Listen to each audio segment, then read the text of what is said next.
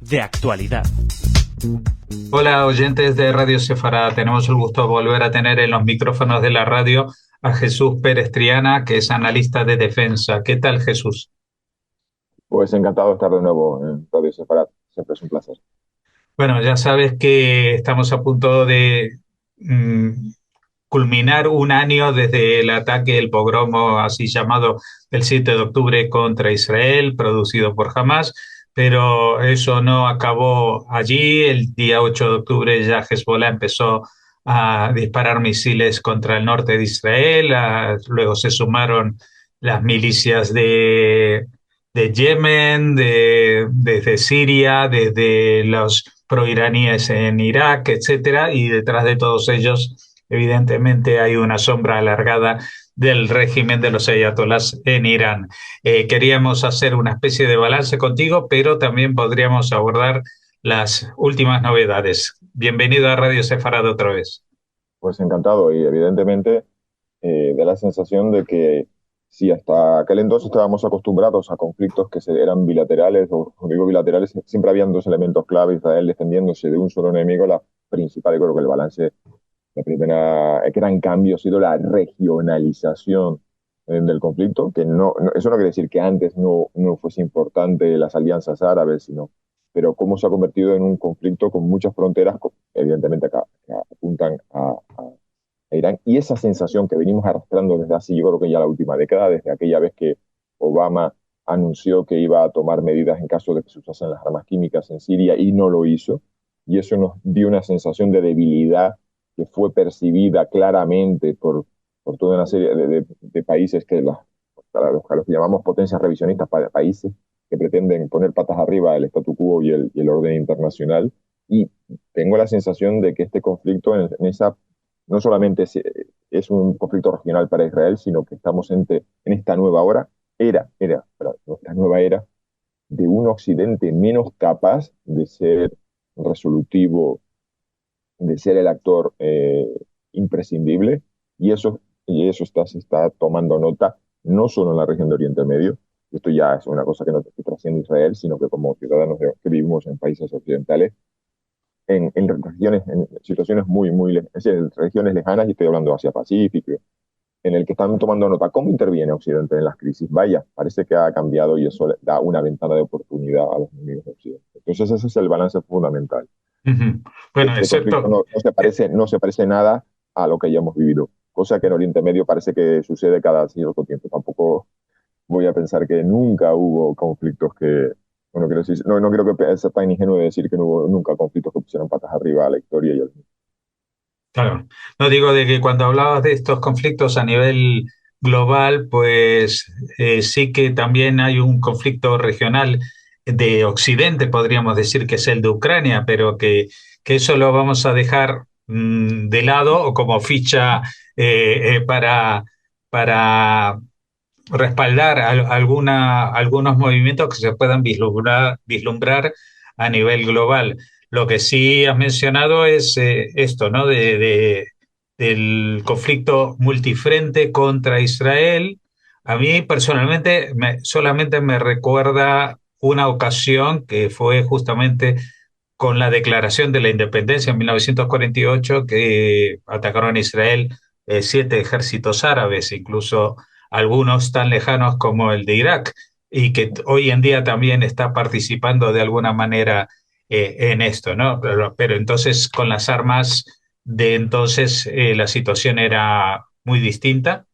Y también la situación de Israel era muy distinta, porque era un país recién nacido que apenas tenía un ejército incipiente y apenas tenía armas. Ahora Israel es una potencia a nivel armamentístico, pero se enfrenta a una guerra muy lejana de cualquier catalogación de un enfrentamiento entre países, ¿no? Sí, bueno, la diferencia fundamental era esto que tú mencionabas, de un conflicto en las fronteras. Y esto, cuando yo digo región, ya no solamente que los actores sean regionales, sino que estamos viendo el lanzamiento de cohetes desde sitios insospechados y cuestiones como el ataque a la navegación en el Mar Rojo. Por eso me refería a regionalización, ¿no? Que hay implicados actores En cuanto a la segunda cosa que apuntas, y es muy cierto, y es que Israel se ha convertido en una potencia. Igualmente sus enemigos han tomado nota.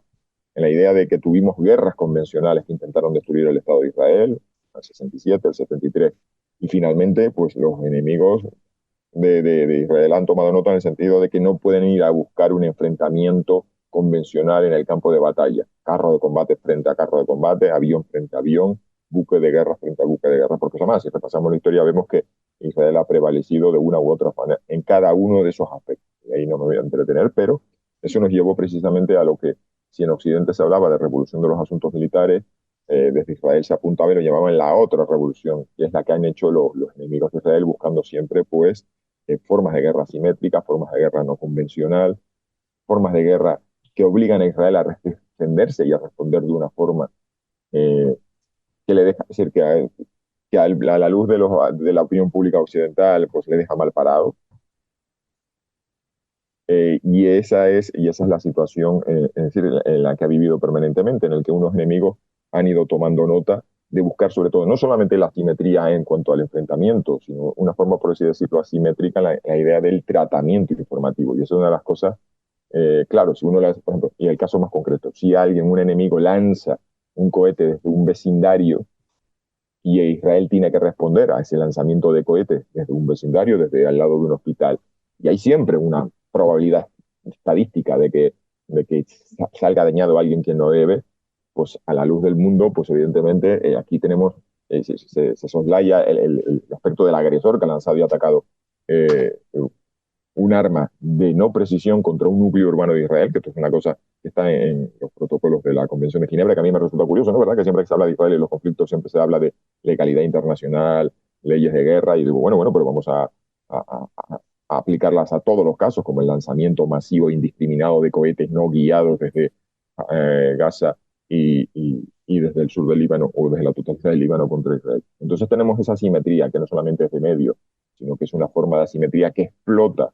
en las sensibilidades del mundo, en el sentido de que cuando Israel responde a ese ataque desde un núcleo urbano y evidentemente la respuesta de Israel genera daños, pues ahí tenemos forma que se cuadre. Que ya también eso explota un sesgo, porque yo llevo leyendo en la prensa española la respuesta israelí, perdón, la respuesta israelí, el ataque, la escalada israelí, perdón, la escalada, el ataque mm, de Israel en el Líbano, que responde a una situación en la que ¿cuántos cohetes se mencionan? 8.000 cohetes disparados desde el Líbano desde el 8 de octubre de 2023, y parece que esos cohetes no existían, sino parecía que una mañana se levantó Netanyahu y decidió atacar Líbano, y tenemos titulares, y tenemos comentarios, y tenemos análisis que hablan, ¿no? Y Netanyahu, el político que no se detiene ante nada, y Israel está más loco que nunca y está dispuesto a todo. Digo, bueno, no sé si, no sé dónde ha estado esta gente desde el 8 de octubre. Entonces ese es el principal reto. Y no solamente se trata de una multiplicidad de actores, sino actores que están explotando una forma de hacer de la guerra en el que se aprovechan no solamente la debilidad de Israel, las debilidades de Israel, buscando las debilidades de Israel, sino la manera de pensar y la manera de funcionar la opinión pública internacional. Bueno, tú, desde el punto de vista militar, bueno, hemos visto que evidentemente jamás fuera de esa primera andanada y la ola de masacres que desató en esas primeras horas de desconcierto del 7 de octubre, pues el impacto que tiene militarmente es muy bajo y hoy en día prácticamente, al menos desde la oficialidad israelí, se ve que jamás ya no es el motor o el dueño de la Franja de Gaza, sino que se ha convertido en en un grupo terrorista que se esconde y actúa cuando puede, pero no es un ejército como se planteaba al principio casi, ¿no? Sí, la verdad que esta es una de las cosas que a mí más me sorprendió, porque si uno repasa simplemente las imágenes que teníamos de la Franja de Gaza, siempre aparecían uniformados con sus desfiles daba la sensación de que jamás estaba intentando elevar su estatus como actor no estatal a darse voy a decir, trataba de imitar la estética de los ejércitos, trataba de presentar una fuerza militar y trataba de presentar como frente a Israel, no ya, si desde Israel se le caracterizaba como organización terrorista, y ahí tenemos siempre los dilemas y los debates sobre el tratamiento informativo. Por ejemplo, se hablaba, ¿no?, de la milicia chií, Hezbollah, milicia, y siempre se pone de lado toda una serie de acciones que la califican o la caracterizan como organización terrorista, y también el caso de Hamas. Bueno, pues Hamas pretendía dar esa imagen de fuerza convencional, más allá que eso es simplemente la superficialidad de ponerse un uniforme y hacer desfile, pero da la sensación que pretendía, que aspiraba a dar ese salto en su naturaleza de grupo armado, que por ejemplo en el caso de Israel, por ejemplo, cuando hablan de Hezbollah, hablan de que ya no se trata de una organización terrorista, decían es un ejército terrorista, es decir, era algo más, había evolucionado pues jamás se desinfló inmediatamente desde que comenzó la operación eh, israelí en la Franja de Gaza. Esa fuerza que pretendía dar una imagen de estatus de grupo armado dotado de tecnología avanzada, y ahí estamos hablando del armamento iraní y hasta el norcoreano que entraba a la Franja, y se limitó a emboscadas, ataques, francotiradores, trampas. Entonces la fuerza militar de Hamas, o sea, su comportamiento y el de la propia organización, me pareció sorprendente y decepcionante, en el sentido de que yo pensé al menos que iban a intentar defender la franja, al menos utilizando todos los recursos a su alcance. Pues hemos visto que se ha desinflado. Y ahora en Hezbollah era, en cambio, dentro del eje de la resistencia, el grupo no estatal, que también, es decir, desde Israel se le caracterizaba como ejército terrorista. Era una cosa que por su naturaleza, por su organización, por su armamento, por la potencia de fuego, no la podías limitar a simplemente a un grupo terrorista, a un grupo clandestino. Bueno, pues se nota, y esto aquí, que todas las experiencias negativas de Israel frente al Líbano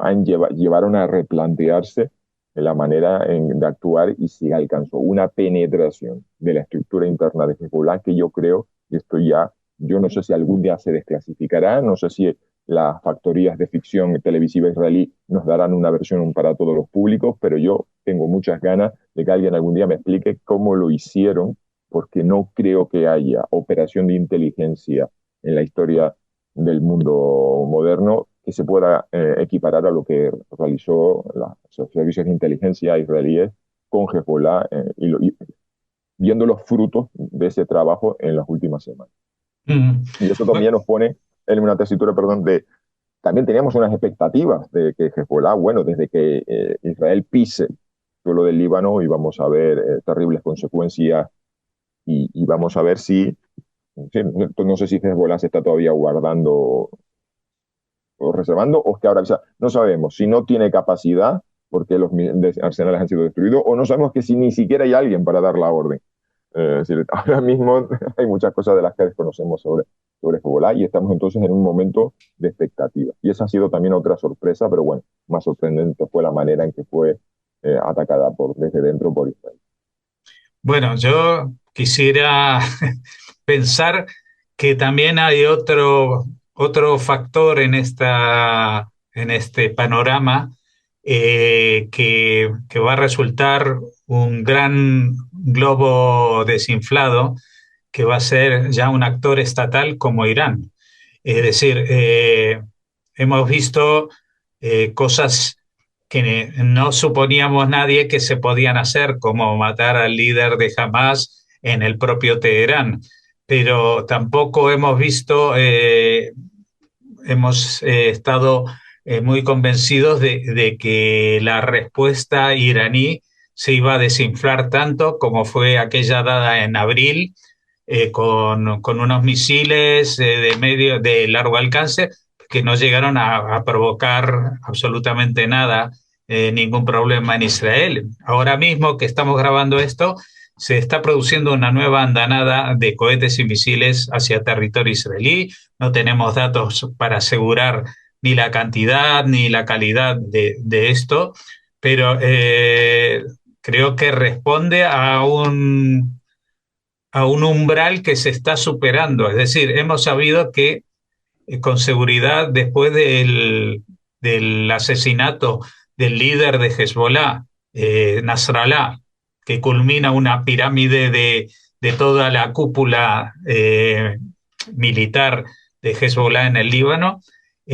pues el propio líder supremo iraní ahora mismo también está en un búnker metido y está metido desde hace un par de días. Es decir, que el alcance de las operaciones israelíes, si nos llama la atención la información que pudieran tener sobre Líbano, que le permitió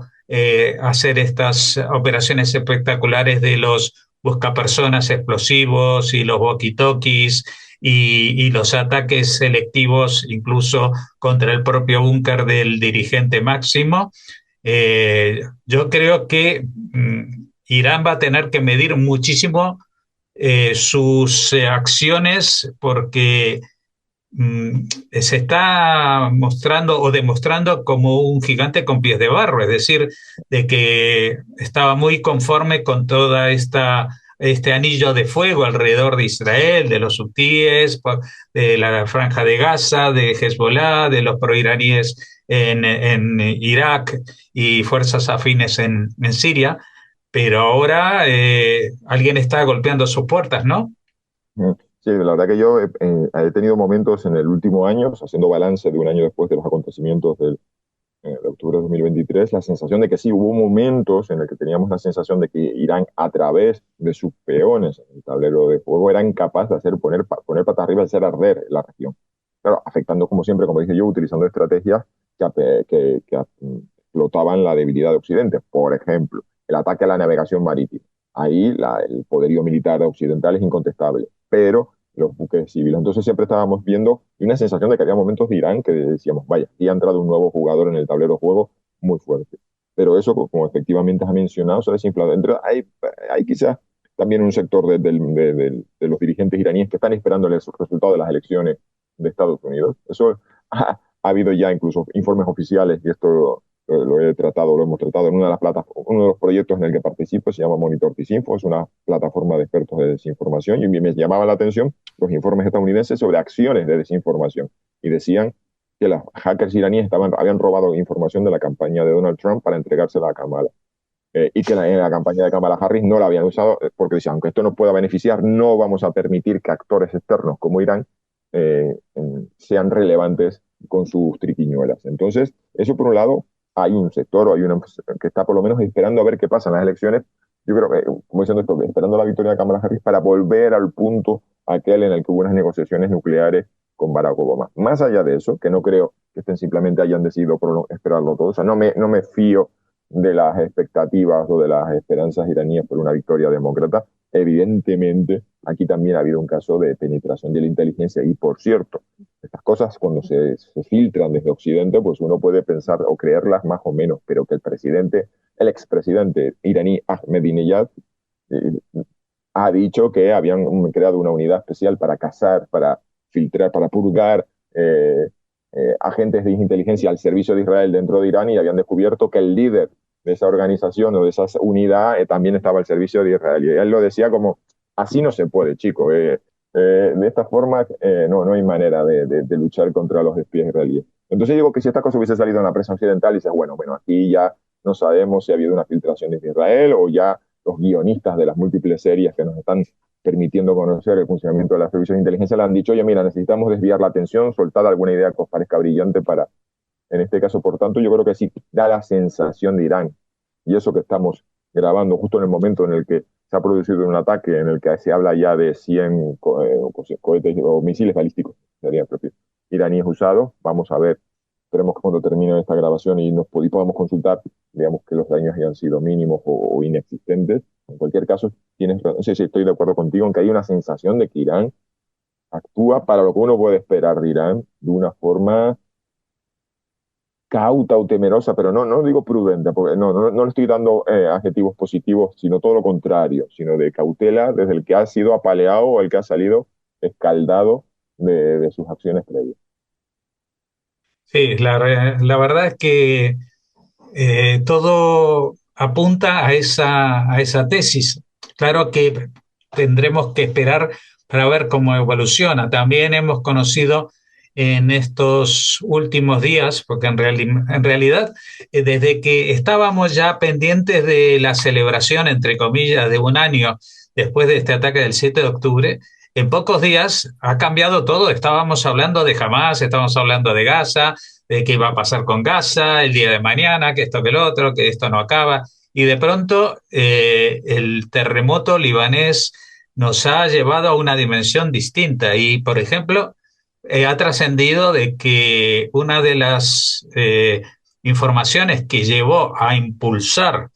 estos operativos de que hemos hablado, de los móviles explosivos, etcétera, etcétera, pues tenía que ver con que la unidad de élite de Hezbollah, la unidad Radwan, tenía preparado un operativo similar al que Hamas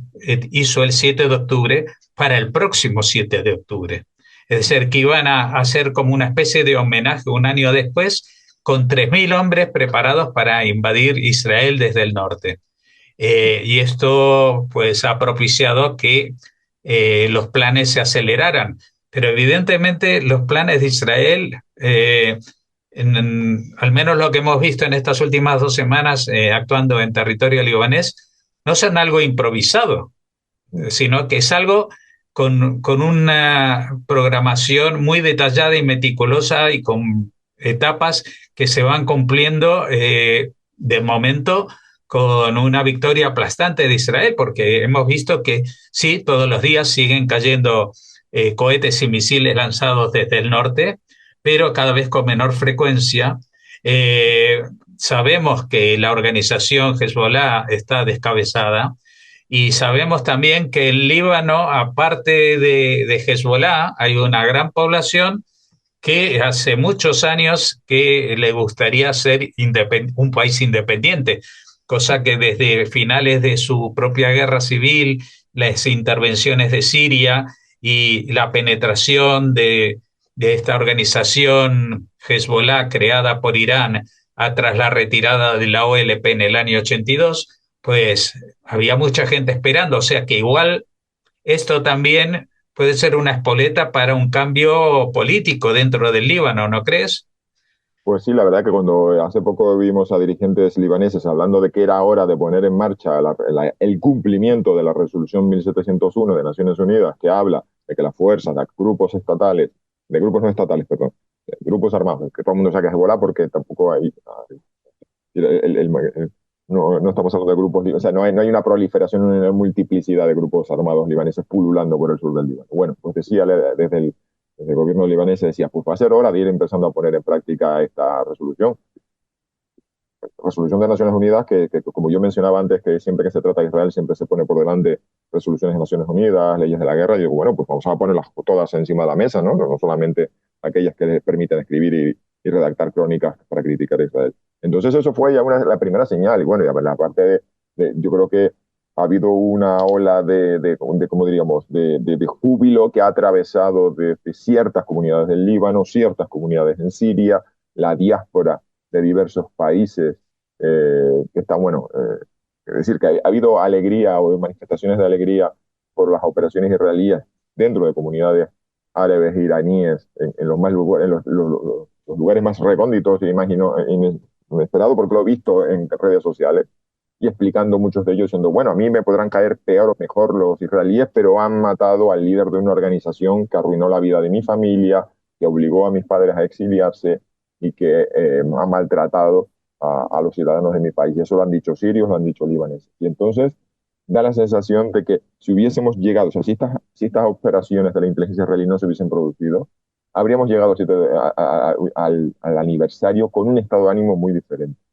Y esto ha cambiado por completo, más allá de lo que la sorpresa, vamos así decirlo, que nos tenía preparado Hezbollah, que por cierto, yo he estado repasando cosas que escribí sobre la futura guerra del Líbano, porque hace años me pidieron, bueno, ya es decir, todo el mundo sabía que después del fin del conflicto del 2006,